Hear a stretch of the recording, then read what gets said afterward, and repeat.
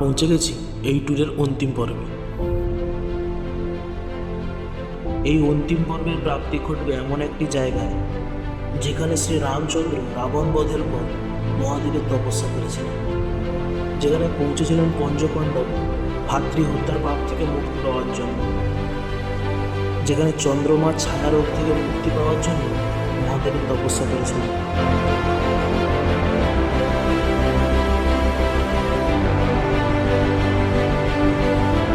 এটি হলো উত্তরাখণ্ডের রুদ্রপ্রয়াগ ডিস্ট্রিক্টে অবস্থিত পৃথিবীর উচ্চতম মহাদেবের মন্দির, পঞ্চকেদারের অন্যতম তুঙ্গনাথ।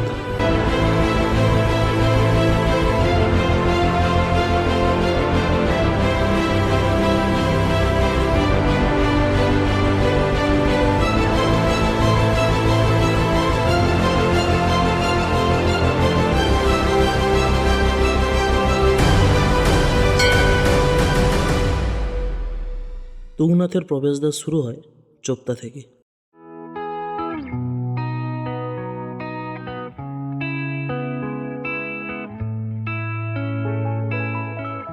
সারি থেকে চোপতার দূরত্ব প্রায় 66 কিলোমিটার। এই 3 ঘন্টার রাস্তাটি ছিল এই যাত্রার সব থেকে সুন্দরতম রাস্তা।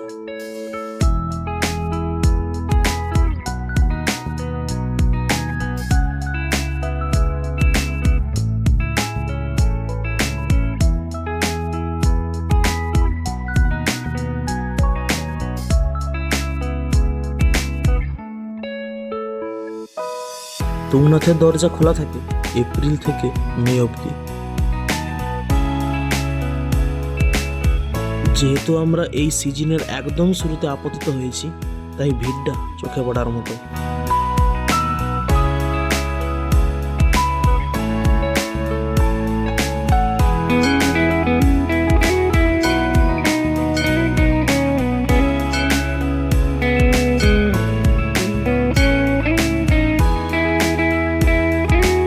তুঙ্গনাথ ট্রেকটি মাত্র 4 কিলোমিটার হলেও বেশি খাড়াইয়ের জন্য সময় লাগে প্রায় 3 থেকে 4 ঘন্টা। সব জিনিসপত্র নিয়ে চড়াই শুরু করলাম।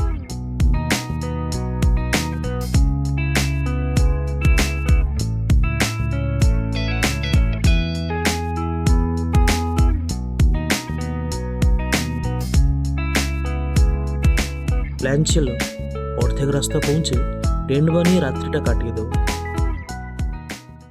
मस्त प्लान है। पिक्चर अभी बाकी है मेरे दोस्त। ফরেস্ট অফিসাররা বাঁধা দিল এবং টেন্ট করার পারমিশন দিল না অত্যাধিক ভিড়ের জন্য। ये भगवान क्या जुल्म है।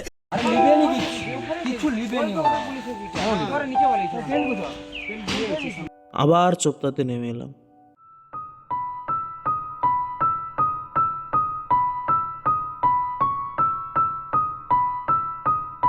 একদিকে থাকার জায়গা নেই, তার উপর শুরু হলো বৃষ্টি।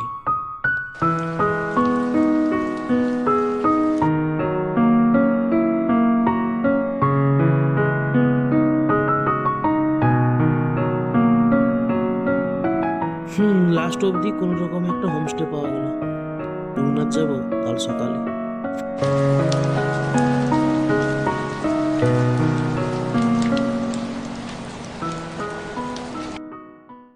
ভোর ভোর শুরু করলাম তুঙ্গনাথ আহরণ।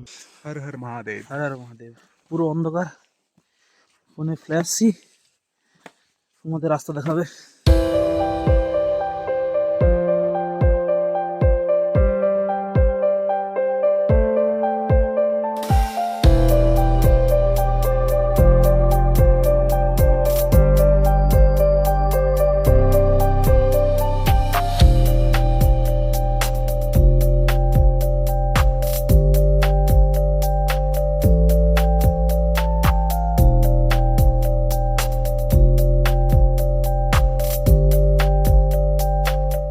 এই 6-7 ডিগ্রি টেম্পারেচারেও দরদর করে ঘাম বেরোচ্ছে, কারণ অক্সিজেনের অভাবে বেড়ে যাচ্ছে ব্লাড প্রেশার। যত হাইটে উঠতে থাকবো কমতে থাকবে অক্সিজেনের পরিমাণ। দিকে ভিউটা দেখো, মনে হচ্ছে না সরো।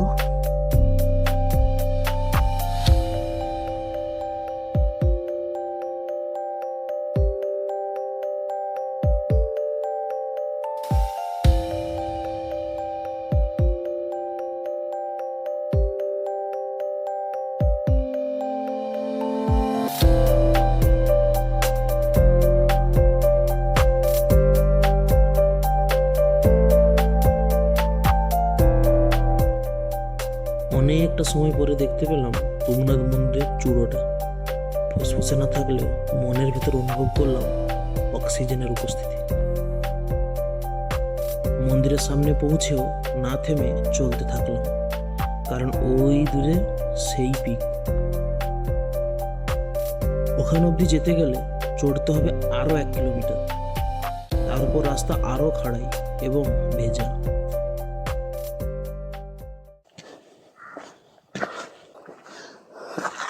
নিচে পুরো খাদ।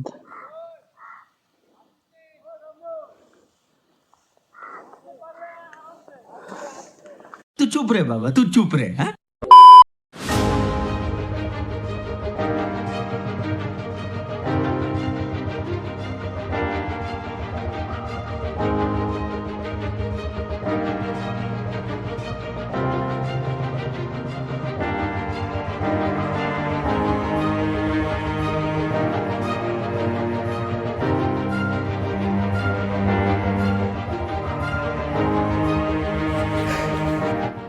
শরীরের প্রতিটি পরমাণু জোর লাগিয়ে পৌঁছে গেলাম চন্দ্রশিলাতে।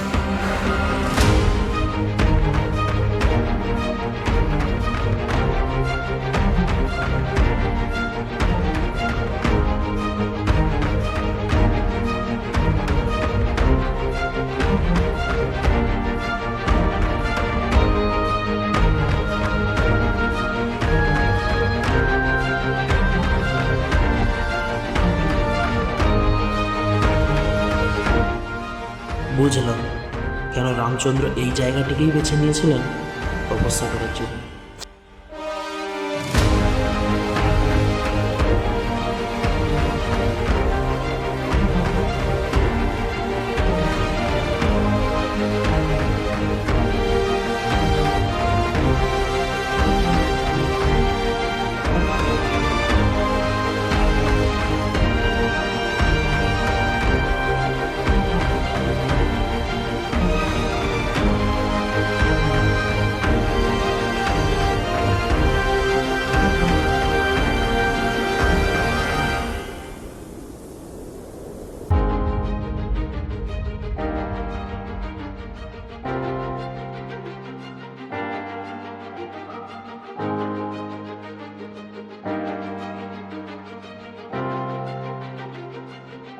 মন্দিরের দরজা খুলতেই যোগ দিলাম মানুষের ভিড়ে।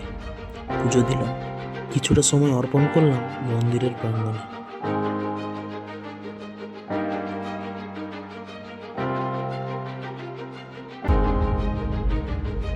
ধীরে ধীরে মায়াবী হয়ে উঠল চারিদিক। ধীরে ধীরে ভিড় বাড়ছে রাস্তায়। দর্শনার্থীর সংখ্যা বাড়ছে মহাদেবের দরবারে। ধীরে ধীরে মেঘের পেছনে উধাও হচ্ছেন মহাদেব।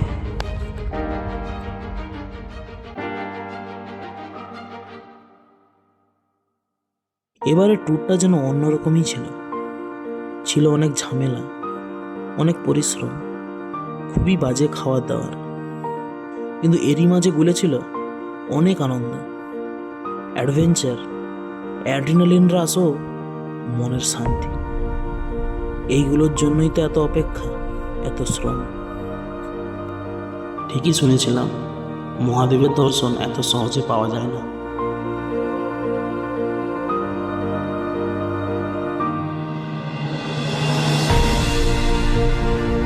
এটাই এই সিরিজের শেষ ভিডিও।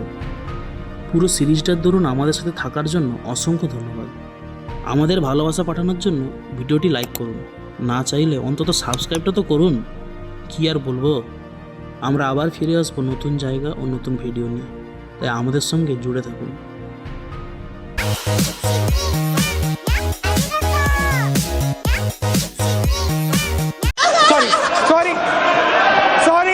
सॉरी।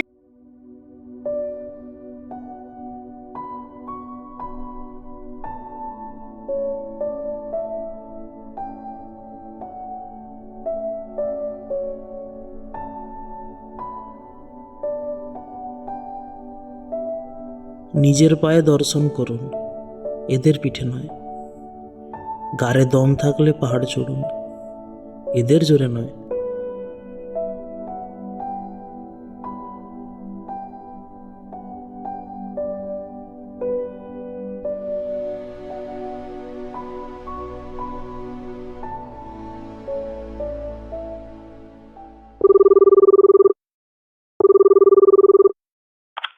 আরে বাবান্দা, পরের ট্যুরের টিকিটটা কাটতে বলো। না না না না, আবার শান্ত নয়, শান্ত নয়, আবার শান্ত নয়।